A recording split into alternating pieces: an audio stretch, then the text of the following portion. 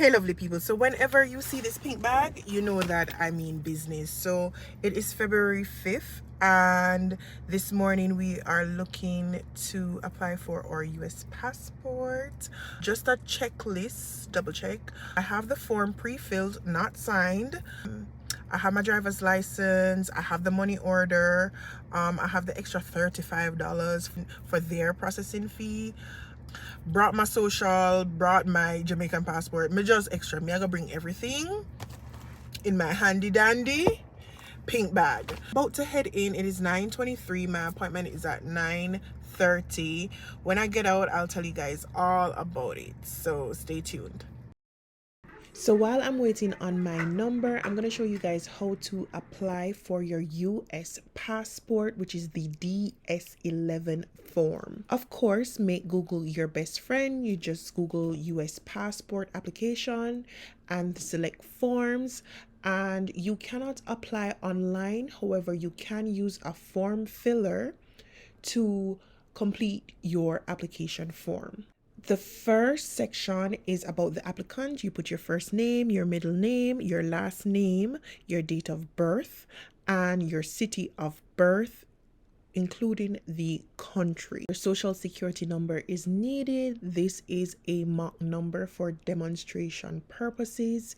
You will also enter your sex, your height, as well as your hair color, eye color, occupation, and if you are a student, you would enter the school, and if you are working, you will enter your employer. I would advise to proofread and double check each section before moving on.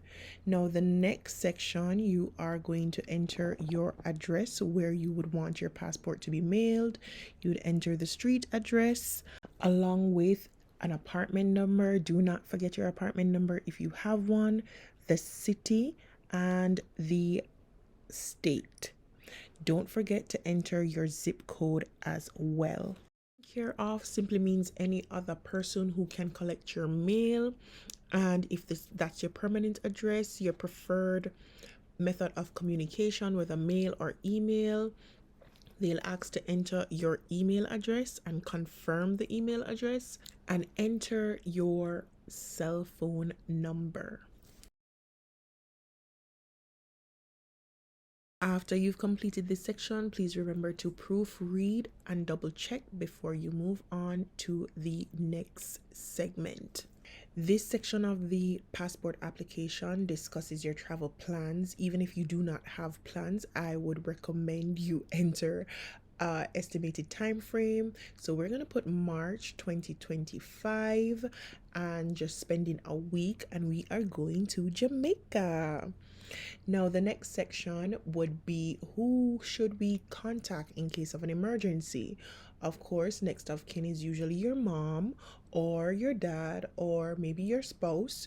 So you would enter their first and last name, their street address. If it's the same address, please re-enter it, the city, the state, and of course the zip code along with their phone number and the relationship to the applicant. So whether it's your mom, dad, or your spouse, you would enter that right in this section.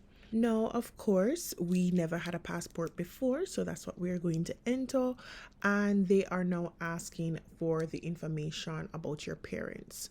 You're going to put the first and middle name in the first section, their last name, then their date of birth. Then for the place of birth, you're going to put the city or state along with the country, the sex, and whether or not they are a US citizen. After completing my passport appointment, I realized that this section of the form does not state whether you should put the city and country for the place of birth, but I'm here to tell you that you should enter the city or state and country for the place of birth. Another keynote in this section, your mother's last name should be her name at birth, which is her maiden name and not her married name. After completing the information about your parents, they will ask if you are married or not. If you are, they will ask information about your spouse. If you have any other names, yes or no. Now, this is the review of all the information that you have entered. If you do see any mistakes, please edit that section. I've been emphasizing to proofread and double check because once you move forward, and there are mistakes, you will have to redo the entire form. Now we're going to select the passport book, which is $130, and the expedited service, which is an additional $60. We want it to come fast. That's an additional $21.36. Please note that the total for the money order is separate from the processing fee. Do not include the processing fee in the money order. The next section allows you to find the nearest agency to you and a checklist of what you will need. One passport size photo, proof of your US citizenship, whether it's a birth certificate or a naturalization certificate, proof of identity, such as a driver's license, and the correct passport fees, which is the money order and the processing fee. Do not sign your DS11 form. You will have to wait until your appointment and everything is checked and the agent instructs you to sign the form. Now you'll be able to download the form, and this is the form that you will print and bring to your passport appointment. When you have found the closest agency to you, you will call that agency to schedule the appointment. And after you've made the appointment, ensure that you have all the necessary documents that are essential to getting your US passport.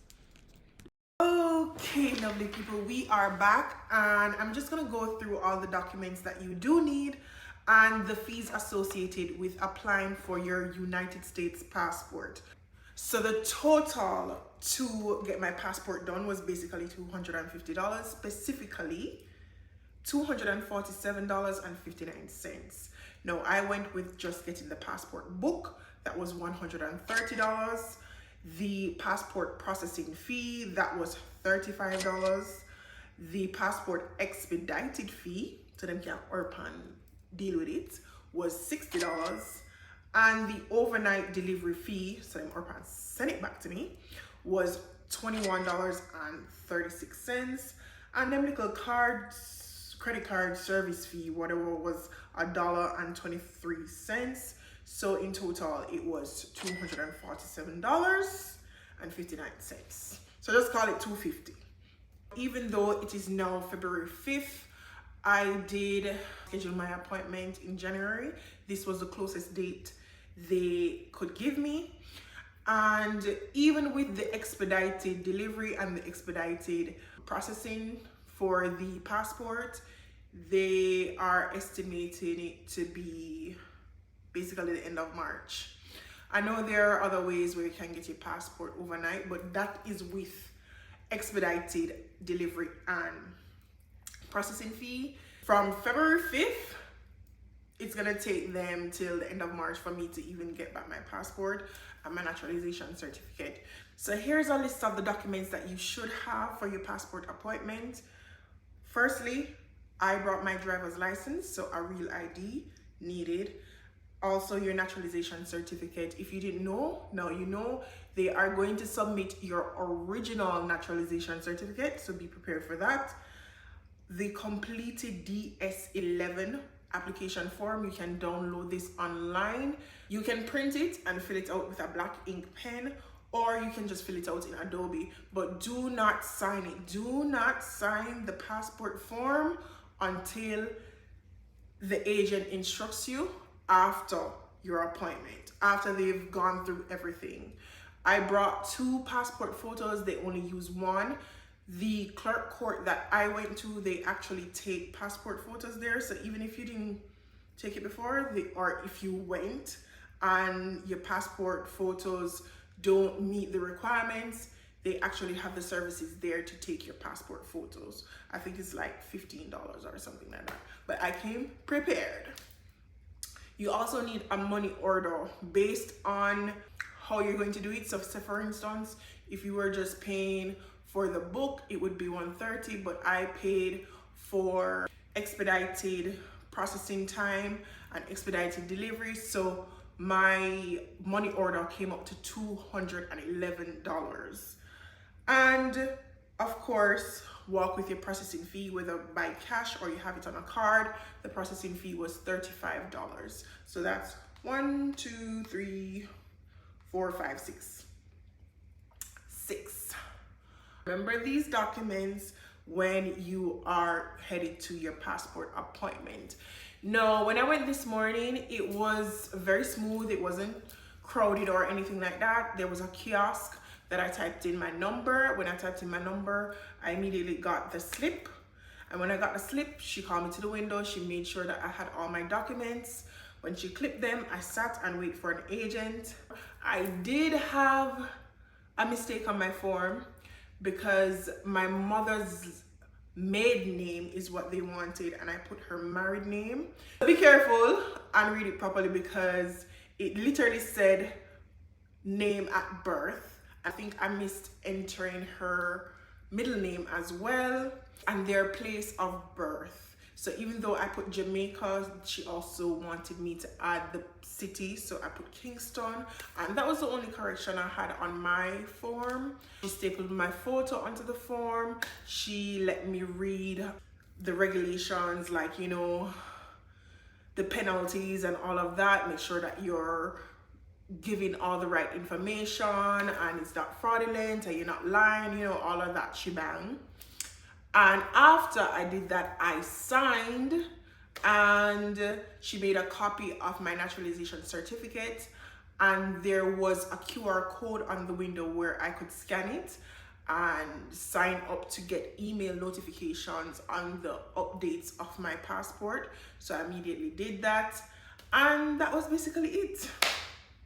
I paid the processing fee and I went along my merry way.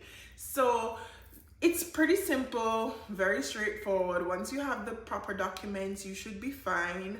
I arrived at 9:30 and I left at 9:53. Quick, easy, and fast. And I hope this video was helpful. So if you are applying for your US passport, I do urge you to do it. With having the US passport, which is more powerful, I'll be able to visit more places without worrying about visa. And the opportunities are endless with a US passport. I don't have to worry about anything with regards to immigration anymore with having my US passport. So if you did go through the process of naturalization, I do urge you to complete the race and apply for your US passport. I hope this video was helpful and thanks for watching.